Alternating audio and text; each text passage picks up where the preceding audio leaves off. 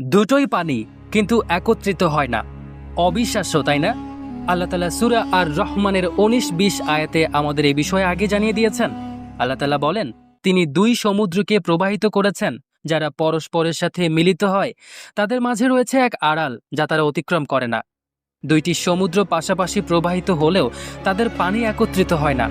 কারণ হিসেবে আল্লাহ তাআলা বলেছেন, তাদের মাঝে রয়েছে এক প্রতিবন্ধক যা তারা অতিক্রম করে না। এই আয়াত থেকে বোঝা যায়, দুইটি পানি তাদের নিজস্ব বৈশিষ্ট্য বজায় রাখে। যদি তারা নিজেদের বৈশিষ্ট্য ধরে না রাখত, তবে প্রতিবন্ধক অতিক্রম করত, ফলে তারা একত্রিত হয়ে যেত। আধুনিক বিজ্ঞানও বলছে, দুইটি সমুদ্র তাদের বৈশিষ্ট্য ধরে রাখে। তাদের লবণাক্ততা ও তাপমাত্রার পার্থক্য থাকার কারণে তারা একত্রিত হয় না। আপনি কি এ বিষয়ে আগে থেকেই জানতেন? এখনই কমেন্ট করুন। কোরআনের আলোয় বিজ্ঞানের বিষয় জানতে সাবস্ক্রাইব করুন নূর।